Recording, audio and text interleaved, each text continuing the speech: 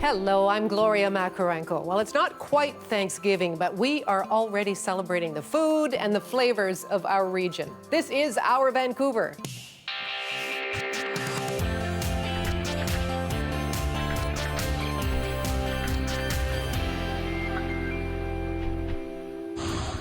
Coming up, turkey to-go packages. A local caterer hopes to bring some luxury into your bubble this Thanksgiving.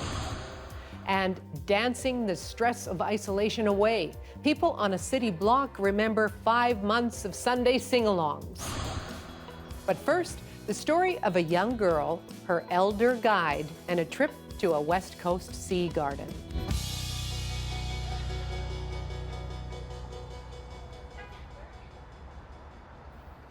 Now, if you're looking for a new book as a gift for a child, here is a lovely local new book to consider. It's called If You Want to Visit a Sea Garden, and it's written by Kay Weisman. And Roy Henry Vickers of Tofino illustrated it. And both Roy and Kay are with us today. Hello, you two. Hello. Hello. How are you? Well, what a beautiful work. Kay, so this is a book about a young girl and an elder going to a sea garden. Why was it important for you to write this? This is an important story that I think needs to be told. When I moved to BC a few years ago, I became friends with Nicole Smith, who happens to be a coastal archaeologist, and she kept talking about clam gardens. And finally, I convinced her to let me tag along on one of their trips to the clam gardens, and they're just amazing places. And how did you, collaborate with the Indigenous knowledge keepers to really make sure you got the book right?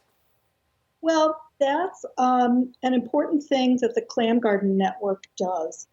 They work with Indigenous knowledge keepers, and they are very careful, even though many of them are scientists, that they don't privilege Western science over traditional ecological knowledge. And most of what they have quote unquote proven using Western science backs up the traditional ecological knowledge. So the knowledge has been here all along. Okay, so Roy, then you come in as the illustrator. How did you bring in your own experiences on the West Coast when, coming up with the images for the book? Well, it was very simple. I grew up on the coast. In my life, was in the village of Kitkatla, digging clams on the beach right in front of the village. And so clams have always been a part of my life, and so has the ocean. So it's all so natural for me. Well, and the images are so West Coast. I mean, what was your process in actually, creating the art, the materials you used and how you came up with these images? Okay, well, all of the materials that I've used are my fingertips and a keyboard because they're all electronic paintings. Okay. And they exist nowhere else but in the book. I see. Well, what's that process like for you? It is very exciting. I spent 40 some odd years as an artist, started out painting, and then I started working with hand-pulled silk screen prints. And gradually I could reach more and more people. And for me, as is this book, it's all about teaching about the Indigenous knowledge of the West Coast of Canada. Okay, Kay, tell us a little bit more about the story, if you don't mind. Well, this is a story that talks about ocean gardening. Sometimes it's called mariculture. A child and an adult go to a sea garden where they discover where to find these gardens, what lives there, and a little bit about the First Nations who first built them. And Roy, when you see this story that might be familiar to you, how important is it for books like this one to be widely available for all Canadian children to read and to learn from? Well, I can't stress the importance of it for all children, for whatever age, 1 to 100. These days we're pressed with a lot of issues like COVID-19, and our ancestors grew up on this coast close to the land. the land is healing. Our food comes from Mother Earth. So I can't think of a more important piece of knowledge to share with people than clam gardens. Well, you mentioned COVID-19, Roy. How does working on and releasing a book in a pandemic feel? It feels very good. I loved working with Kay. Haven't met her, so the first time I've heard her voice is here. So technology and what we're able to do today is absolutely incredible. And it really comes to the fore in a situation like this where social distancing is paramount. And Kay, tell me more about that collaborative process. I'm surprised you didn't even do FaceTime or that type of thing to come up with, script and what images would be best where. No, actually, the book was written first, and I am not First Nation. I try to highlight the science in the book, but this is also a First Nation story, and therefore there needed to be a coastal First Nations artist. I can't take credit for finding Roy. Michael Solomon, who's the art director at Groundwood, did that, and after I of course knew of Roy's fine art work, but I didn't realize that he also illustrated books for children. And after I was told that he would be doing the art, it was sort of a duh moment, like, well, of course, I should have thought of that myself. It was a perfect choice. And Roy, how do you hope that this book is going to be used? I hope it's used to teach people about especially on Orange Shirt Day today, when we're continue to deal with the travesty of genocide among First Nations peoples in Canada. I think it's important for us to know as Canadians the importance of our Indigenous people and the knowledge they still have available. And it's wonderful to see science looking at sea gardens and sharing this knowledge with the world. Okay, and Kay, any thoughts about how you would like it to be distributed, appreciated? You know what? I think back to what's kind of the unofficial motto of the Clam Garden Network, which is that there are many ways of knowing. And I hope that this book illustrates that for children. Kay, Roy, if you want to visit a sea garden, is a lovely work. Thank you both so much for your time today. Thank you. Thank you. If you would like the chance to win a copy of If You Want to Visit a Sea Garden, email us ourvancouver@cbc.ca. That's ourvancouver@cbc.ca. Just put Sea Garden Book in the subject line, and good luck to you. This is Our Vancouver. All right, it's time for one of our favorite features. This is where we get to showcase a number of the photographs that are sent in by you, our audience. Susan Main was out at Addison Marsh near Pitt Lake recently. It looks so quiet and serene, beautiful. Thank you, Susan, for sending that in. Jair Azania has a great image showing the contrast between the yellow leaf in the forefront and the blurred city at night in the back. Just beautiful. That leaf really pops. And finally, Estelle Dejage was out walking near Port Coquitlam and found a friend on the trail. Hello, dear. Thank you so much, Estelle. And do send us more. You can email your photos to bcphotos@cbc.ca. It's easy, bcphotos@cbc.ca. Now, Bob Kingsmill opened his pottery studio in the Net Loft in 1979, and his masks are widely collected. His wall murals hang in homes and public buildings in many countries of the world. Bob's niece, Alex, has made a short film about her inspirational relative, and it's part of our CBC Vancouver Creative Network series.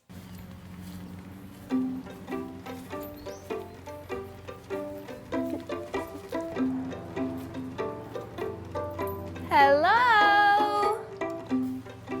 There he is. He's on a tractor.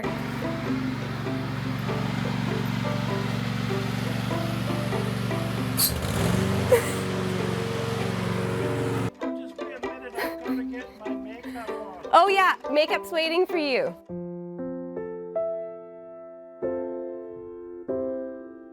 I've had the studio on Granville Island for 40 years.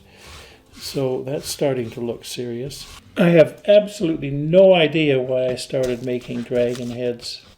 I think the main reason was that it was a technical challenge. It's like my spaceships. I don't know why I started making these either. Early lunar landings on the moon that didn't work. They don't talk about them at NASA. So the material itself is magical, and it's challenging. And one of the nice things is that it allows anyone to enter in and work with it. For the most part, you're welcome. There is the occasional constipated individual who doesn't want to tell you things or is secretive about some aspect of their work. But for the most part, the men and women in the clay world are very collegial and more than willing to help one another. So I'm really lucky, or feel lucky, to be part of that larger community. While I'm working on wall murals, mysteriously energy is building up in the background to work on masks. When I'm working on masks, energy is building up to go back to some functional wear. Maybe everyone works this way. If you're working in one area, energy is building up to explore other areas.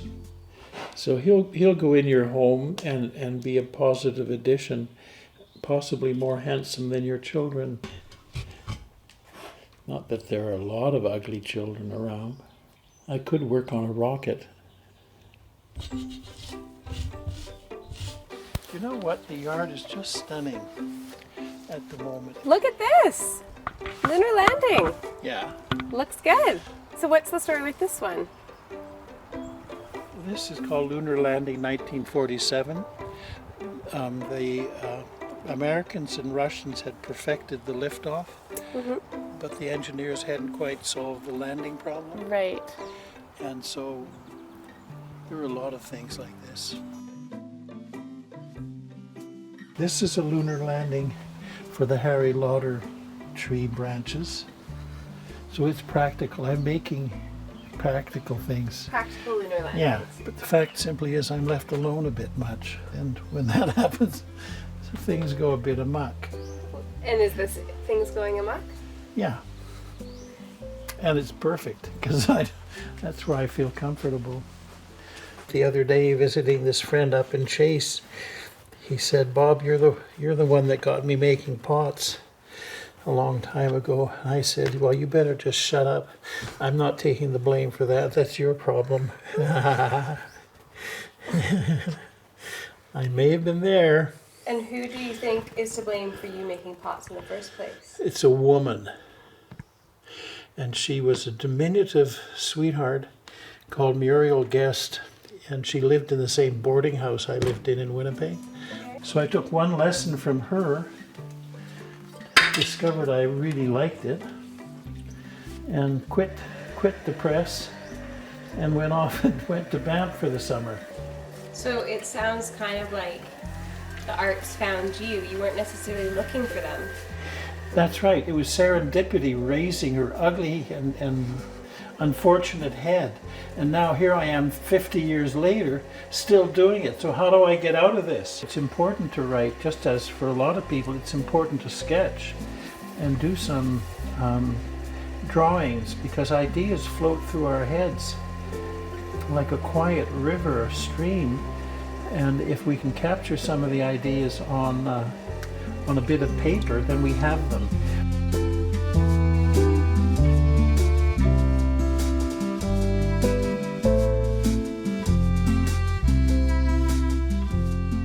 We hardly do anything alone, you know. We have all these people in our midst who help. And if they don't help directly, they help by example.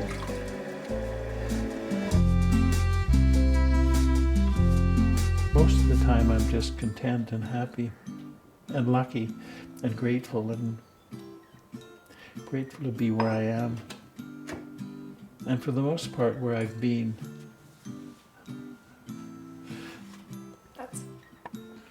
summary of That's life. not bad.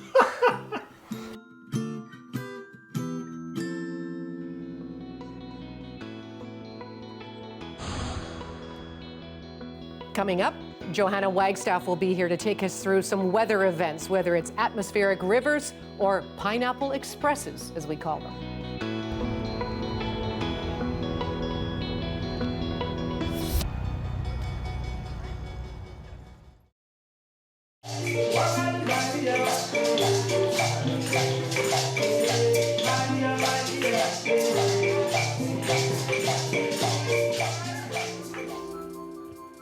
Atmospheric rivers are literal rivers in the sky, transporting huge amounts of water vapor from the equator northward, sometimes at a rate more than twice the volume of the Amazon River.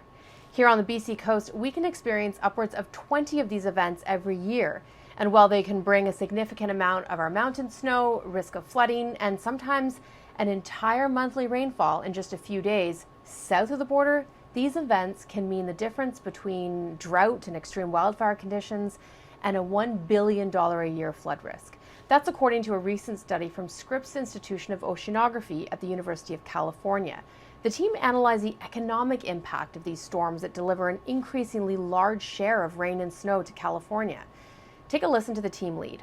40 years of data, and we were able to show that of the $50 billion of damages that occurred in the Western United States over the 40-year time period, 84% of those damages were caused by atmospheric rivers. So over $1 billion a year in annual damages. In some coastal areas of Oregon and Northern California, ARs, as we call them, were responsible for over 99% of all flood damages. The researchers also noted that much of the damage was caused by only a handful of these storms. In fact, nearly half of all flood damage in the West over the past 40 years was caused by just 10 ARs. As a result, this team created a scale for the intensity and impacts of ARs to help distinguish between weak and strong winds and help planners plan for them. The scale is from 1 to 5 and is similar to those used for rating hurricanes and tornadoes. It includes ARs that are mostly beneficial, AR1s and AR2s, and those that are hazardous, AR4s and 5s. And these are events that are going to become more significant for all of us with climate change. And that's why the team hopes to eventually work with scientists and officials north of the border as well. So stay tuned. And now, you're Science Smart. If you have a science question on your mind, send me a tweet and I'll try to get it answered. You are watching Our Vancouver. I'm Gloria Makarenko. Now, if there ever was a Thanksgiving to get takeout, this year would be it. Railtown Catering is offering its turkey to go packages. This is the traditional meal done up real fancy. And chef and co-owner Dan Olson is with us now. Dan, hello there. Hi, Gloria. Well, congratulations on year 7 for you and the Thanksgiving turkey to go. What about in times of a pandemic? How does that change things for you? Well, first of all, thank you very much. I can't believe it's Thanksgiving already. We thought we'd switch it up, and instead of doing this at Railtown's kitchen, we bring you into my home. I could show you how easy it is, how easy we make it for you, so that you can come home and just enjoy some time before the dinner with the family. No, I like that. I like that approach. Yeah. Time is precious for sure. So, who usually buys these packages? So the clientele that we have, I mean, we do about 250 birds for Thanksgiving. We do the same package for Christmas, about 450 birds. So we've got a large, different clientele that loves our turkey. It's a lot of people that don't have time to do a lot of cooking or can't do it themselves and rely on us in order to have a nice juicy bird. But because this relieves all of the stress, it relieves all of the mess. You can sit back, you can relax, you can have a glass of wine, you can do whatever you want, and dinner is served whenever you're ready for it. Okay, I'd love to hear what you've got spread out in front of you. What's in the package? So we offer a whole package. Actually, this year we're doing it for half as well, just because of the different circumstances. If you can't get together with your entire family, so we're doing the full bird, which is a large 16 to 18 pound organic chicken that we do with a sage roasted sage brine. That comes with our house-made cranberry sauce. We have our winter greens with citrus segments and candied walnut, house-made dinner rolls, and of course our signature focaccia, Shelley's beautiful pumpkin pie, creamy mashed potatoes, stuffing is one of my favorites, a classic chestnut stuffing, and then the beautiful gravy. I've got 3 other vegetables in the oven that I'm going to take out and show you guys. So let's start with, we have our maple glazed yams, or sweet potatoes. Yeah, just beautiful. And then I'm going to plate up, these. My oven got a little shook in there. Here we are. So we have our buttered baby carrots here. We do with shallots and a little bit of thyme leaves. So this is how it comes, and it's just as simple. If you want to really impress, you don't even have to tell your family that it's coming from Railtown. You can pretend you did it all yourself because it's just that simple. It comes with plenty of food for 8 to 10 people. There's always leftovers. Last thing out of the oven is the Brussels sprouts. Oh, of course. These come with toasted almonds. So really you've got a full spread here that would take you hours and hours slaving away behind the kitchen, like I said. And it is beautiful. The turkey breast, people keep coming back and raving about it because of how tender and moist it is with the brining technique that we do. Okay, let's talk a little bit more about the brining technique. Is that the secret to the best turkey? Oh, yeah, for me, we like to brine because what happens is it gives a full seasoning to the entire bird. So that way it becomes nice and juicy and moist right into the center of the breast. The legs we actually roast separately at a hotter temperature so that they get that nice caramelized taste so that we're not overcooking the breast meat by the time that the legs are done. And then the biggest thing that I like to tell people when they are doing their turkey from home, if for some reason you're not deciding to order it from Railtown, is you need to let the bird rest for at least a half an hour after it comes out of the oven. That way it gives it time for the juices to start to flow back through the fattier parts of the breast, and you get a nice juicy bird. Okay, I still love the idea of letting you do all the work, frankly. Yeah, why not? It really is an all-day affair. Now, I know it's the details that can elevate a traditional meal to really be fancy, to be special. What kinds of things do you add as little extra touches?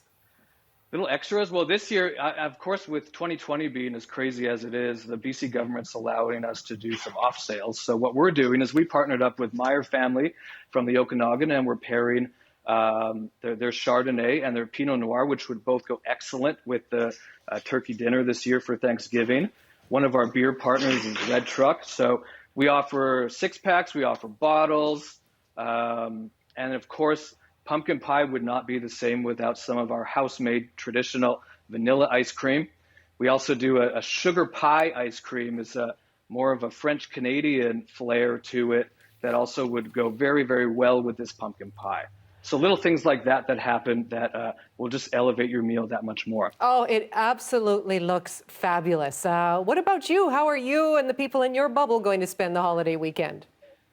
Well, I mean, I'm going to be working because we're doing 250 turkeys, so that's where I'm going to be. And we're taking extra special care this year. We're working on to do a curbside pickup because with 250 people coming to pick up birds over the course of 3 days, sometimes we just have to make sure that we do some crowd control. So we've got all hands on deck at Railtown, making sure that the environment and the surroundings are safe and sound. Dan, thank you so much. We wish you and your staff and your family a tasty and healthy Thanksgiving. Thank you. Thank you for having me. Hi, I'm Sarah on Robson Street, and this is our Vancouver. Your mission, simple, save our city.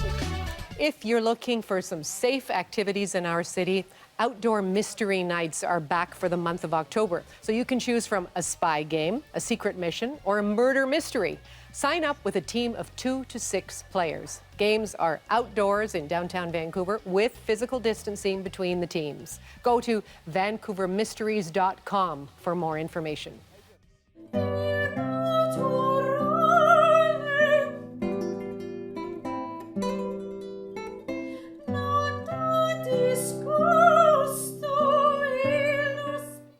the Dub Van Duo, a local act composed of soprano Sian Coleman Black and classical guitarist Tyler Belding, will give a free live stream performance from Knox United Church on October 6th. The program starts at 7:30 in the evening. It's going to feature melodies from composers such as Mozart, Puccini, Handel, and Schubert. Just go to knoxvan.com for details. Hey, I'm Grant Lawrence from CBC Music, and what better way to spend time right now than being at home and making music with your family? Even better if your family includes some really great musicians like, say, Candace Osborne and her dad, Neil Osborne, the lead singer of the iconic Canadian rock band 5440. Baby ran, she ran away. Why she ran, I got to say I know one reason why.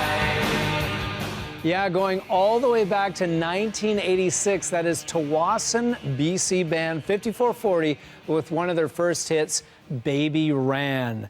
That was Neil Osborne on lead vocals, and over the years, he and his lovely wife Janine have raised two daughters, Coral and Candle, who are now both adults. And it's Candle who has followed in her dad's musical footsteps with her own solo career.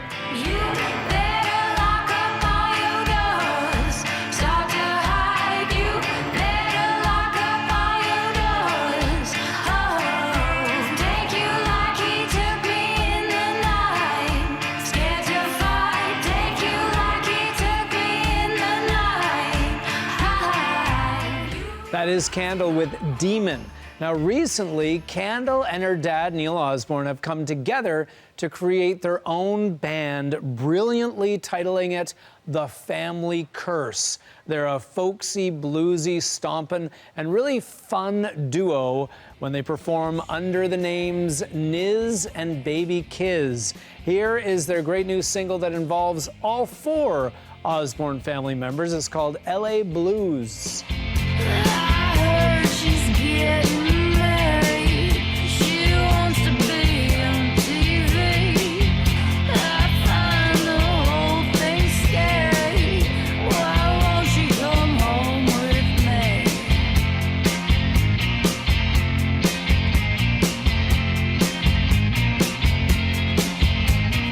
Mama said, bring your sister home. She don't write no letters, won't pick up the phone. Coolest family ever? That's the Osbornes. Candle and Neil, aka A Family Curse, with special guests. That was mom Janine in there and daughter Coral on that super cool song LA Blues by A Family Curse. And that is a song that you need to add to your playlist this week.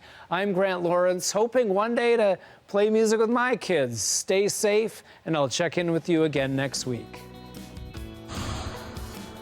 Coming up, for 5 months since the pandemic hit, a neighborhood tradition was born. Sunday night sing-alongs and dance parties will attend the last of their community events.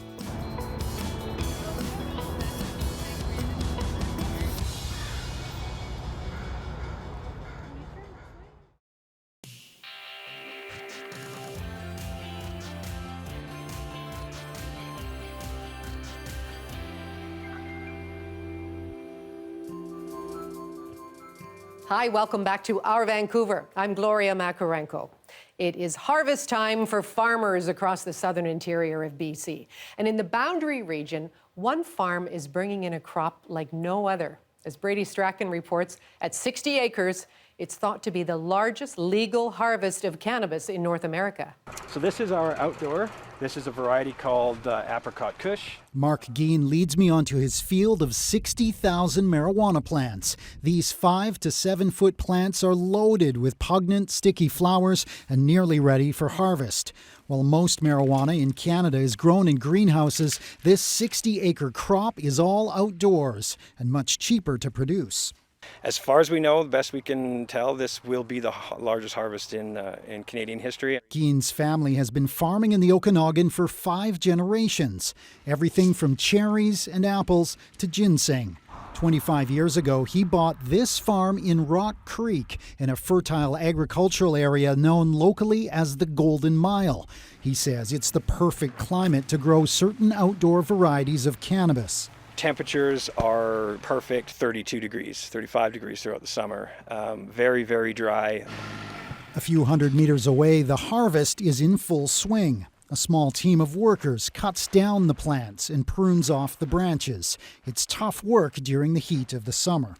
Move a little faster when it's not so warm. The harvested cannabis is then loaded up and hauled away for processing.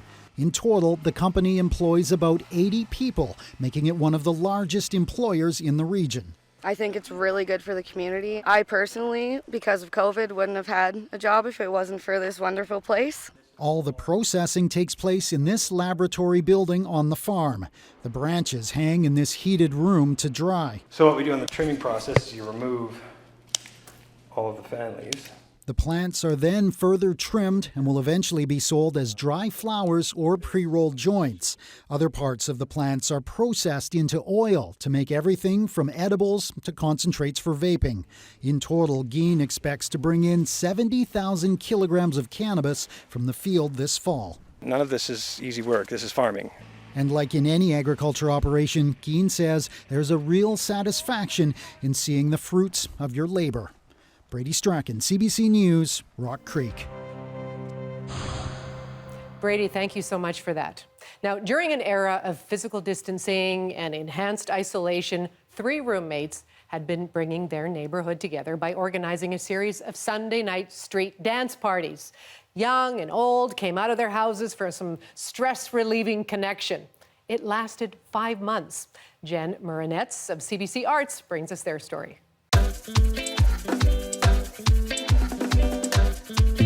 The heart of the socially distanced Sunday night sing-along is showing up every Sunday, socially distanced, dancing, singing, and just being around others who are doing that as well builds strength and builds certain resilience through a challenging time.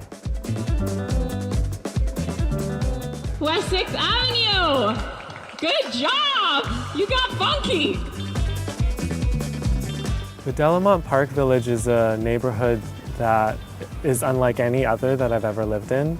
The neighbors do know each other and talk to each other and give each other things and give each other advice. And that I think is really rare and something that I'm really grateful for.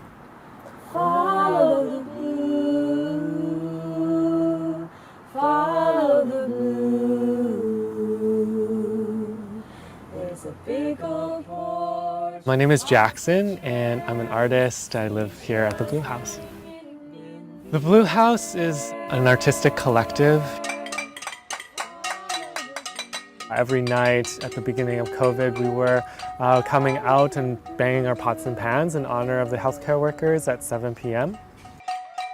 Our neighbor Deb from the Brown House across the street from us, just knowing that we were musicians and artists and performers, invited us to lead the neighborhood in a sing-along song. Who's with us? Let's hear your pots and your pans.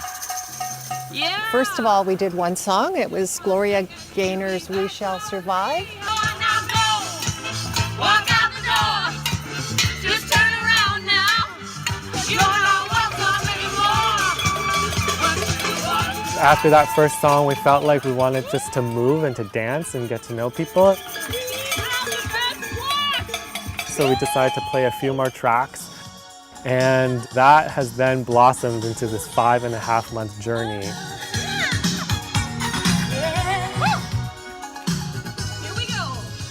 We wouldn't have done it for this long if it wasn't something that was being fed back to us, was really benefiting people. For instance, like the elders or the seniors that join us, for them, this was a really important space. Like they looked forward to it every week. I'm somewhat challenged, so I'm not much of a dancer. And so I would sit on the sidelines and I enjoyed it. You know, I just thought it was fabulous and I could see the difference in people week by week.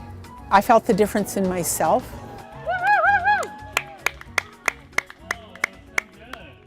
And shame this is going to be the last one. Welcome, welcome. This is the socially distanced Sunday night sing-along. We've been running this since the beginning of COVID, and this is our season finale tonight. And we've had an instance where a noise complaint was filed against the sing-along, like really quite towards the end of its run. And that's been a real kind of reckoning of like, it's just been really interesting, and I've felt some of the injustice of the way the system works. Like the power of that noise complaint can barrier things like this from spontaneously happening. Like street culture is important.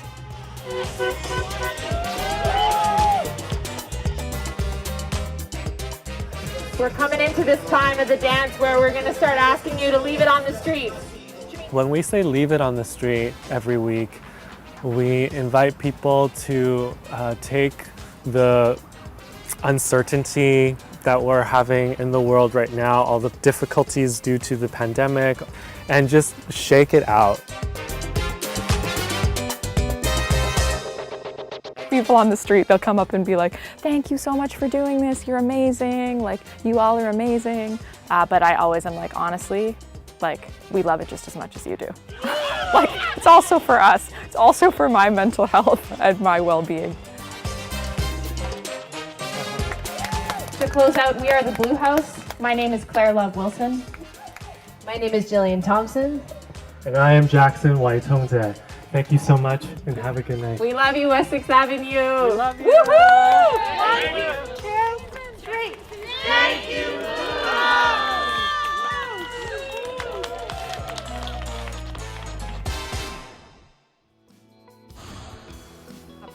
Youth-led climate strikes and protests are back. CBC Kids News found out how the teens intend to get their point across in a pandemic.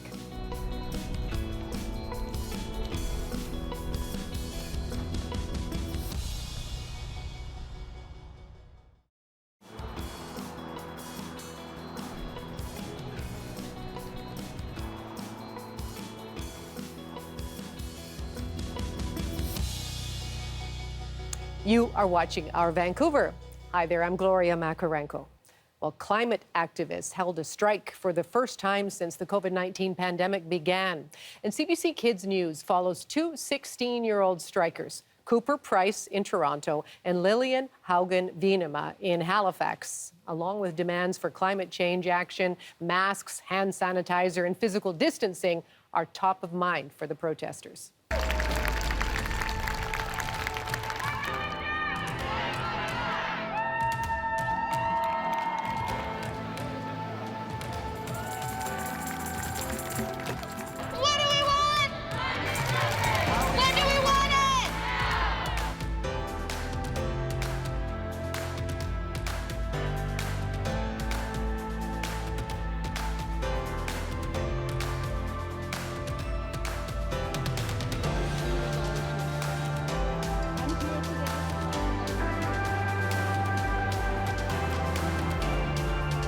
My name is Lillian Haugen-Venema. I'm 16 years old and I live in Halifax, Nova Scotia.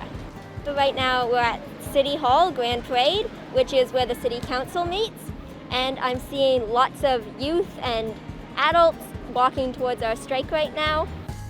My name is Cooper Price. I'm a high school activist, 16 years old, from Toronto, Ontario. Right now we're in downtown Toronto for the global climate strike. It's being mirrored in cities across the country. It's our return post-COVID to protesting, and the energy here is palpable.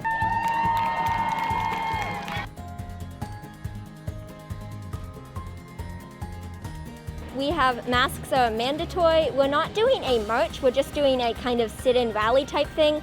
So people are expected to social distance. We have COVID marshals at the gates, making sure people are hand sanitizing, doing COVID checks, seeing if they have symptoms. Every single protester or organizer is distanced socially. They're mask mandatory. If you have any COVID risk, you are asked not to attend today.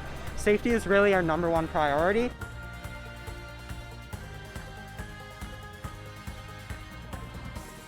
The COVID pandemic and the climate crisis are interlinked, and we have to act on them together. And as humans, we're not very good at thinking long term. And while the pandemic, we can see the effects, we can see the numbers of deaths, and it is truly catastrophic. The climate change, though the effects are harder to see, it is equally as dire.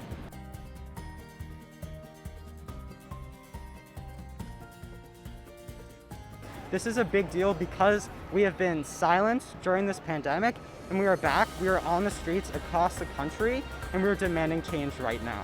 We've taken a bit of a break with the pandemic, and I think people have kind of thought that we've gone away, but the significance of this protest is to show that we're not gone away, we're still here, we're still putting pressure on governments and corporations to do the right thing. Climate change is the defining issue of our generation. As youth, we must protect our future, and we must also protect the earth right now, because the effects of climate change are happening right now. This is our problem, our government is not acting, and we're stepping up to demand change. This is the most important fight of our generation. We are not going back to a pre-COVID normal that put the people, the environment, and workers last, and put oil and gas companies first. I think COVID-19 has shown us, one, that like collective action is possible, like on a global scale. Like a lot of people talk about climate change, like just everyone acting together is just not a thing that can happen, but like it is possible for collective global like action to occur, which is what is needed for the climate crisis.